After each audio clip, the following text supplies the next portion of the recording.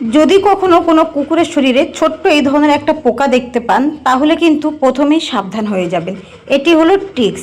এই টিক্স প্রথম অবস্থায় খুবই ছোট, সামান্য থাকে কুকুরের চামড়ার গায়ে লেগে, কিন্তু একদিনের মধ্যেই কুকুরের রক্তে এই টিক্স নিজের শরীরের সম্পূর্ণ পরিবর্তন করে, ফুলে ফেপে সেটা কিন্তু বিশাল সাইজের একদম মোটা একটা দলা তৈরি হয়ে যায়।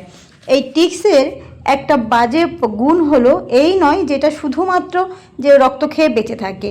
এই টিক্স রক্ত খাওয়ার সময় ওর নালার মাধ্যমে বিভিন্ন রকমের সংক্রমণ এবং টিক্স ফিভার কুকুরের শরীরে দিয়ে দেয়।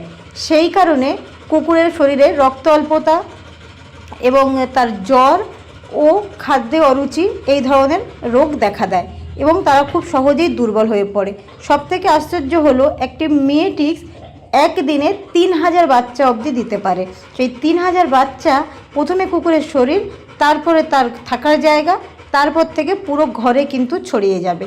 তাই যখনই যেখানে দেখতে পাবেন এই টিক্স, সেই নিজের পোষ্যকে বাঁচাবার জন্য খুব সাবধানে টিক্সকে বার করে ফেলে দেবেন এবং ওষুধ ব্যবহার করবেন এবং আপনার পোষ্যকে সবসময় পরিষ্কার রাখবেন যাতে এই টিক্স না হয়।